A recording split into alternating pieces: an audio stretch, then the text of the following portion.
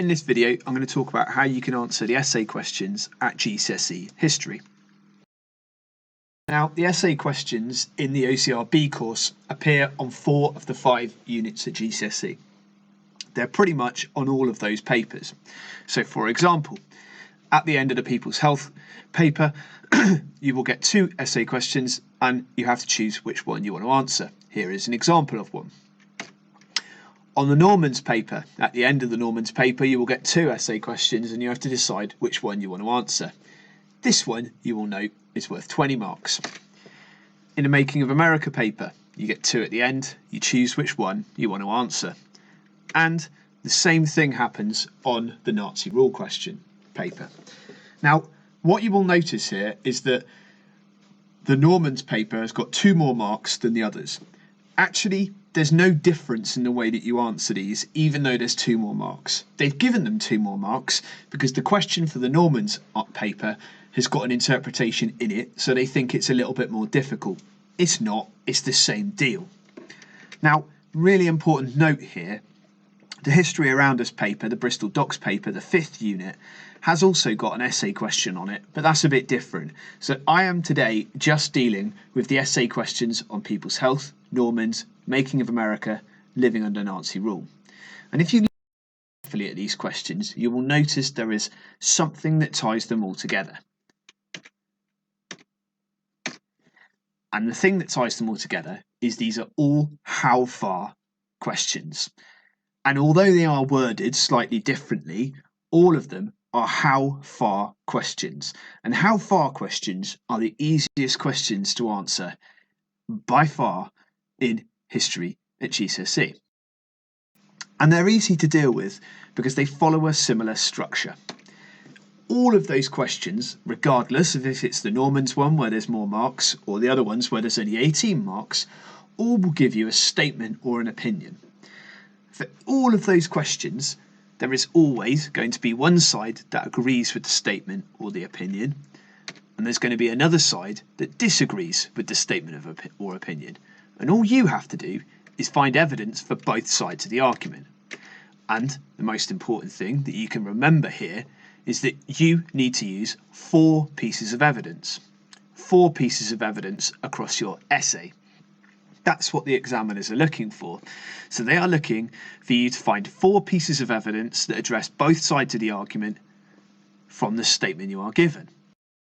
And there are 2 options for you to answer this question. You can go for a balanced approach, where you have a short introduction, where you state your overall argument. You then have a paragraph in agreement with the statement and 2 pieces of evidence to prove it. You have a paragraph to disagree with the statement and 2 pieces of evidence to prove it, and a conclusion where you return to your overall argument. Or you can also go for an unbalanced approach.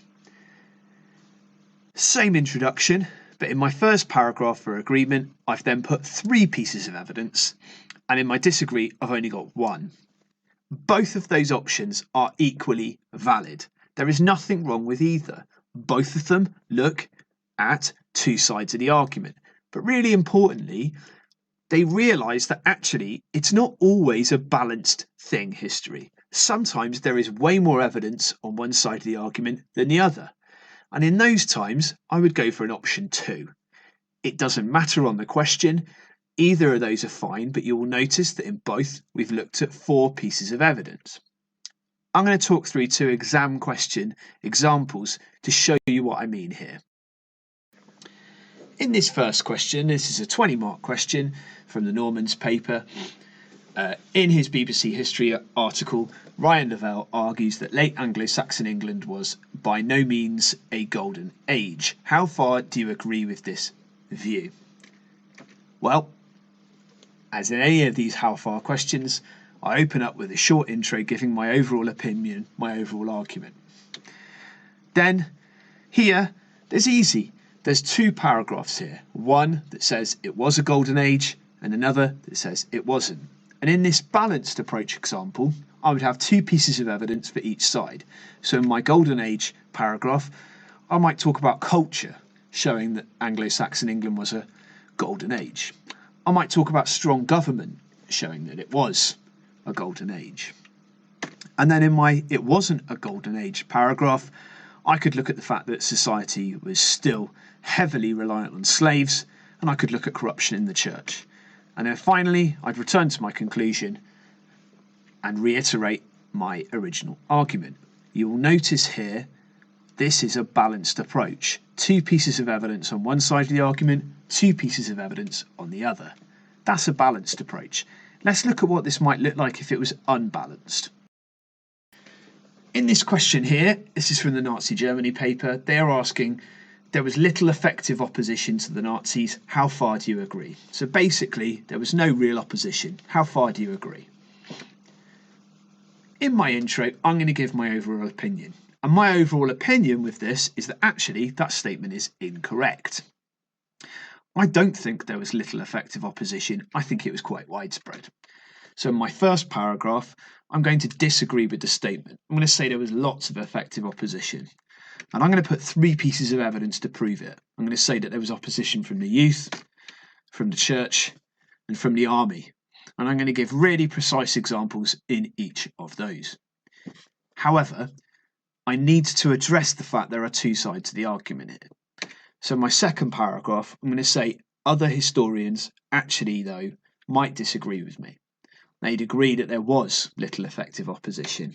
And they would do that because they would say that all the effective opposition was easily crushed by the Gestapo and the system of fear.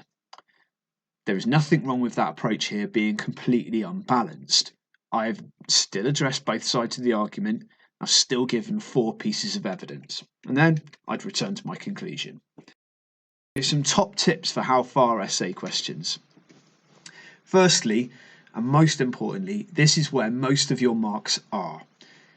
This is where your GCSE grade will come from. Take your time.